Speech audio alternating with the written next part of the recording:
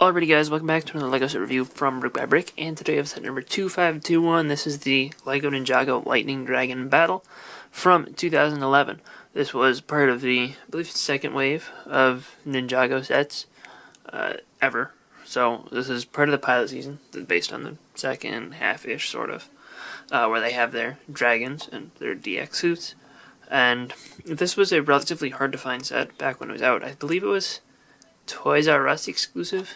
But that could be wrong. Maybe it was a somewhere exclusive. It was either Toys R Us or Target. And it had like the limited edition on the box and everything. And it contained 641 pieces, or 45 pieces. There's 641 that Brickset has in their inventory. That's where I got that number. But 645 pieces for $80, which is not a perfect price per piece. It's not 10 cents per piece, but you get a lot of special large pieces like the dragon head and the dragon wings and a spinner. So that's less of a valid metric in this one case, but you get both this awesome really large dragon, which this is the largest of the not the largest of the Ninjago sets from this wave to contain dragons, but this is the largest individual dragon build. And you also get this pretty sizable skeleton helicopter, which is sort of a side build in this case, but it's actually a really significant portion of the build. And the skeleton helicopter looks pretty interesting at first glance. It's got these large landing skids, which are designed to look like they're bones.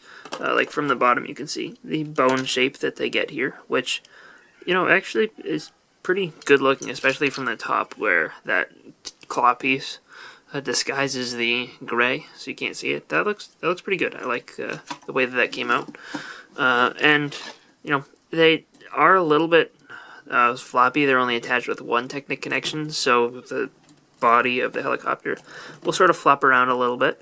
But other than that, it still looks pretty good. We do have this large saw blade propeller on the back, as well as a smaller purple one on the other side, which this piece in purple is actually one of the few pieces that is exclusive to this set. Obviously, as all good helicopters should, it does have its blades which spin. There's no gear mechanism or anything.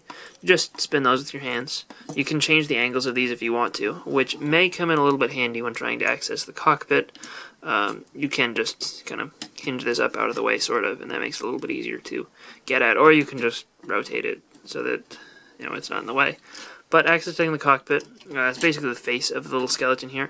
And inside there's a tongue, which is what gets sat on here. And that's fine. It gets it into a pretty good position, so it's not too bad there. But unfortunately, it would have been cool if this mouth would have been like a drop feature, so you could have your pilot fall out. But there's not really enough space for that to work, so that's a little bit of a missed opportunity, I think. But they do get a really good angled shape to the head there by building it this way. The teeth, again, are a little bit of a weird shape compared to the top jaw, but it sort of looks like a dragon skull, almost, maybe. But there are these flick-fire missiles here, which, you just shoot out like so. And there are 4 of them, and they all include this printed skeleton face, which is cool. I believe that's the same face that they use for Bone's eye. But all of the skeletons in the set do have different faces from that. And then we do have these large jet engines, which are pretty cool. They got the flames coming out of them. And that brings us to our final feature, really, of the set. I didn't mention that this is printed. There are no stickers in the set, actually. So that's a 2x2 printed tile. That does come in a couple of the other sets from this wave. But after that, we can look at the only really interesting play feature of this build, which is this winch in the back. Which, that's pretty cool. You get a good amount of string with this, so it'll extend pretty far down. It's a pretty smooth feature. It can be a little bit of a hassle to put it together, just because the hook will want to pull this down, and it takes a couple steps before you put both gears on and actually lock it. But this claw can grab onto a minifigure pretty effectively. Nia's not in this set, so you can't grab her, but this isn't the claw that grabbed her anyway, so that's fine. But you can grab onto Sensei Wu pretty effectively, and you can capture him, or you can drop him down and hold him and let him dangle. But either way, it's a cool little action feature, and it's a nice thing to include with the helicopter here. And we also get this spinner for the bad guys. This is the spinner that is exactly the same as the one in the Cruncha spinner set, because this is Cruncha, and it was just the same thing. It spins like so. Again, these are really effective spinners, so it's cool with that. It is a little bit wobbly because he has his weapon that's held vertically. It's a little bit better at spinning when you don't have the weapon in his hand, but it's a perfectly fine thing to include here. And I guess it's nice to get a spinner in the set if you didn't want to get, like, if you really wanted this dragon but you didn't want to get any of the spinner sets.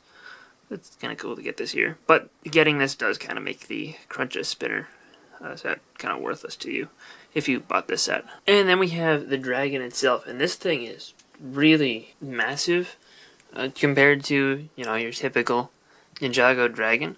It's got a big wingspan, and it uses these wing pieces. The wings can fold up, so you can kind of have it sort of ground mode. Its hands will reach the ground too. You have a good amount of articulation on the wings. I guess we're starting with those. The wings can move back and forth on this joint here. They can spin on this joint. They can move up and down on this joint.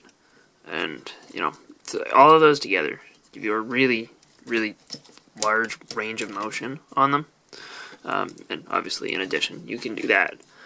So that's really cool. It works really well too for the overall design of the wings. Like it doesn't really take away from the appearance. So it's all good stuff. You have these spears, one on either wing. You can pull this off and use it as a really large weapon if you want to. You have claws on the front of the wings. They can sort of they can be turned here. It doesn't always work the best, and you're stuck really with that one position. That you have to move the whole wing around to actually do anything with whatever you're holding in the claws, but you can hold stuff in the claws. So that's cool, and obviously that's the same on both wings. Let's move backwards first, though, before we go further front. There's this little small section in the middle, which just gives you a little bit of extra sort of serpentine motion. You got a lot of dark blue here, which looks pretty cool. A lot of these icy-looking pieces, which are supposed to look like lightning or electricity energy. Sort of just reminds me of Shard, but it's a decent color use. I'm not going to complain too much about it. You can rotate the body sections at each of these joints as well, which is a little bit interesting. It doesn't really allow you to get too much good stuff, but you could twist this a little bit and move one leg down and then extend one out and sort of get it to work. It's really not that useful, though. It's more useful for just side-to-side motion, which, of course, the tail offers you plenty of motion. You can spin it around there, and each of these little joints is a click hinge, so you can straighten it out, make it look like that. In order to turn it, unfortunately, you have to turn these pieces on their sides, really, in order to kind of give it this kind of curled shape. But it does work pretty well that way. And you have a lightning piece at the end, so you can make it really feel like a lightning dragon. And I don't know, I guess you could use this to, like, sort of a scorpion tail to zap your enemies. And just moving into the center section here, it's a little bulkier than the other ones, which makes sense, obviously. You got these two flags up here, which are printed 2x4 tiles, and those can be hinged in and out. There's two of them built exactly the same. You got two spears in the center, which you can pull off and use as weapons if you'd like. And in addition to that, you have the front section that's sort of like the saddle area. This is where I'm a little bit disappointed in the articulation. Let's move this out of the way. As you can only turn this side to side and rotate it. Unfortunately, you can't make it the dragon rear up its head. You do have a little bit of that sort of articulation up here at the very front, but that's on a ball joint and doesn't really get the neck to move at all. The printed head is really cool. It's a rubbery piece if you're not familiar with these. I believe the bottom color combination is exclusive too, with the yellow and the gray and white. These, if you take them off, like if you disassemble and reassemble this often enough, at least I've noticed this with my Ultra Dragon, I don't know, maybe that's just an anomaly, but my bottom jaw likes to fall off all the time, which is kind of a pain. So I guess probably leave the whole dragon head assembly together forever, basically. You have these balls that you can shoot off. There are 2 included in the set, so if you shoot that off and it rolls away, then you do have a spare extra. And these are an exclusive color to the set, so it's probably a good thing that they included a spare. There's also back here, if we pull Jay off, you can see that there's really not too much detailing to his little seat area, though he does have these 2 barrels here, which you can pull off and find out that there's really nothing inside unless this is some sort of special blue liquid. But it's fine, and you can take these chains that are attached. I mean, the instructions tell you to attach them here, but you really don't have to attach them there at all, because they're meant to be the chains that Jay holds in order to fly his dragon. So if we were to grab the minifigure here and take this, plop this chain right in his hand, and sit him right there. You just do that with both of these chain pieces, but it takes a second, so you'll see that in the end, how that all looks together. But it's a pretty good looking dragon overall, and I like the overall size, shape, and articulation of it. So the most interesting figure here is JDX, and this figure only appears in this set and Skeleton Bowling, which is a $30 set that came out in the same wave, I believe. So, it's a pretty decent figure, and I've always really kind of had a soft spot for the DX suits. So, while there's nothing super duper groundbreaking or extraordinary about them, I just like the design. They use the same original mask as the original Ninja Castle sets, which, is appropriate. He has his normal J face, which, again, perfectly appropriate. These, I guess, were the first suit to have back printing, partially just because they were the second suit ever, but, it's got his name and his symbol, which is cool, and I really like the metallic printing for the dragon design. And for accessories, he comes with a katana, which, as you saw, could be clipped to his back, and it also comes with the Nunchucks of the Lightning, which are a cool collectible weapon for this set.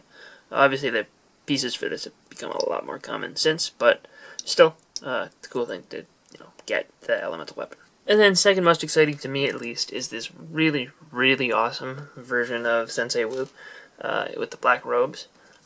This figure is really just something sort of special. Honestly, I've really liked this figure since it was released. I didn't get it in the original sets because it only comes in this set, the Fire Temple, which is on my list of sets that I need to get at some point, but haven't yet. And then he also comes in a spinner set, which I don't own the spinner set either, because I was never really into the spinners. But just the black and white together just works really well. He has the normal Sensei Wu hat. He's got his normal staff. He's got his normal face and everything. It is just a really cool torso and leg design that it just looks fantastic. And I don't know, I really like this figure. And they did do a legacy version of Black Suit Wu, which also looks pretty good, but the legacy version that they did of Crunch kinda does not. So it's definitely nice to get the original version here. And it has the cool molded helmet slash skeleton face mold, which is a neat piece with some decent printing. He's got the shoulder armor here, which, again, pretty well printed and molded. And I don't think they ever reused this shoulder armor mold, aside from for this character and for Whiplash. Like, after the skeleton season, I think it was kind of done. He does have the vertically aligned hands. There are 2 different versions of most of the skeletons. Any of the ones that came in spinner sets, in addition to these, had the arms that go out horizontally. But the printing for Crunchy here is pretty good, and does have those really cool molded skeleton boots, which allow him to fit into the spinner and just look cooler than most of the skeleton-like designs that they've done. Last up in the set is Fracture, and he's sort of the most basic low-level skeleton included in this set. Obviously, Bonsai is a little bit lower and doesn't even have the armor piece in most cases. He has this silver flail, which is kind of ghoulish, not too common anymore, at least. He has this flight helmet with goggles, which this is the only set where he comes with that accessory. And his face print and armor piece are, both pretty cool and exclusive to this character. And I believe the torso print underneath is shared with Samukai with the red little belt, I guess. But it's a cool figure design, and it uses the updated Ninjago skeleton mold, and has the vertically aligned hands and just the regular skeleton boots, which can be moved separately like normal minifigure legs, which is kind of cool, and I definitely like the look of those better than the other regular skeleton legs. Overall, this set has a good amount going on for the price point. The dragon is large, and it feels like, it's worth a good amount. And then this isn't just some lame old side build. This actually, has some value to it. It looks pretty alright. It doesn't have much show accuracy or resemblance. There might have been a skeleton helicopter, but it didn't look like exactly like this, if there was, which I don't even remember. I haven't seen the pilots in ages. But it's fine for what it is, and honestly, on its own, would probably be a $20, maybe $30 set. And the dragon is definitely a good size to where I would say it is worth the price. The set, I think it could have used more figures, probably, like even just a couple extra skeletons, one or two, or another one of the ninja. I think would have made this just a little bit better. But, especially factoring in, whole nostalgia factor, and, that it is an older set, I think that, it is one that people are going to seek out. And that's why it is a little bit more expensive on the aftermarket nowadays. It regularly goes for quite a bit of money, and sealed especially, it's very expensive. So, for the aftermarket price, I don't know if it's really worth it, but if you can get a good deal on it, I would definitely recommend it, because it is a cool set, and there is cool stuff going on here, and it definitely looks pretty good. So, hope you guys enjoyed this review. If you did, let me know in the comment section down below, and I will see you guys all next time. Bye, everyone.